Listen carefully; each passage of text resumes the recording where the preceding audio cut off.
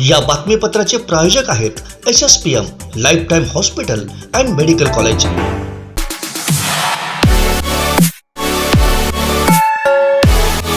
नमस्कार, हे आहे कोकणचा नंबर 1 महा चॅनल कोकण 7 लाईव्ह आणि आपण पाहताय दुपारच्या टॉप न्यूज।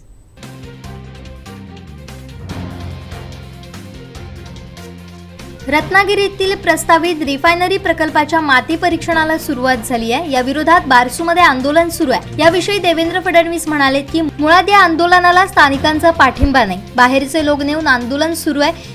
विरोधापेक्षा स्थानिकांचा रिफायनरीला पाठिंबा जास्त आहे। तिथं काही वाईट चित्र निर्माण करून राज्याची सरकारची बदनामी करण्याचा काहींचा प्रयत्न असून त्यासाठी स्थानिकांच्या खांद्यावर बंदूक ठेवून राजकीय पोळी भाजली जाते।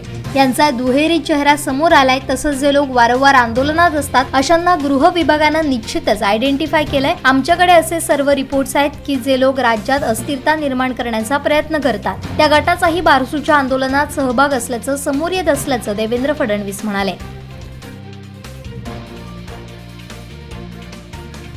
राष्ट्रवादीचे अध्यक्ष शरद पवार यांच्या लोक माझे सांगाती पुस्तकातून अजित पवार आणि देवेंद्र फडणवीस यांच्या पहाटेच्या शपथविधीवर गौप्यस्फोट करण्यात आलाय। राज्याचे विरोधी पक्षनेते अजित पवार यांना फूस लावल्याचं म्हटलंय। महाविकास आघाडीचे पट उधळून लावण्यासाठी केंद्र सरकार आणि राजभवनाचा रडीचा डाव असल्याचं वक्तव्य या पुस्तकात करण्यात आलंय।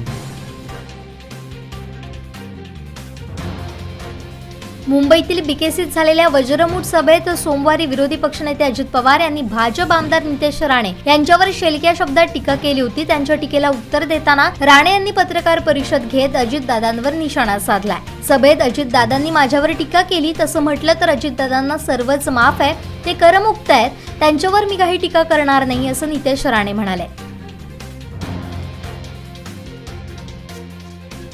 लेखक आणि महात्मा गांधी यांचे नातू अरुण गांधी यांचं मंगळवारी अल्पशा आजारानं कोल्हापूर इथं निधन झालं।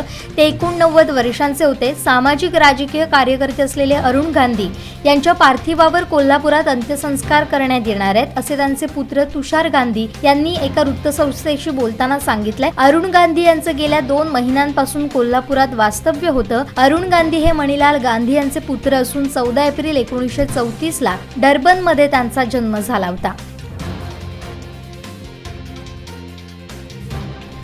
कुडाळ शहरात अनंत मुक्ताई हॉटेल समोर शौचालयाच्या ठिकाणी एका इसम दुचाकीवरून येऊन गांजा विक्री करणारे अशी गोपनीय माहिती स्थानिक गुन्हे अन्वेषण शाखेच्या पथकास मिळाली होती। त्यावरून सापळा रचून एका आरोपी विरुद्ध कारवाई करण्यात आली। त्या इसमाच्या दुचाकीच्या सीट खालील डिकीत 2 किलो 103 ग्रॅम गांजा मिळून आला। 63,090 रुपयांचा गांजा आणि 40,000 किमतीची हिरो ड्युएट दुचाकी आणि 8,000 किमतीचा मोबाईल हँडसेट असा एकूण 1,11,090 किमतीचा मुद्देमाल जप्त करण्यात आला।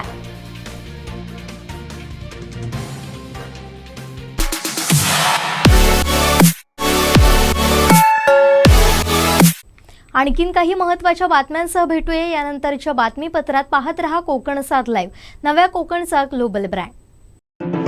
या बातमीपत्राचे प्रायोजक होते गोकुळ दूध आणि दुग्ध उत्पादने।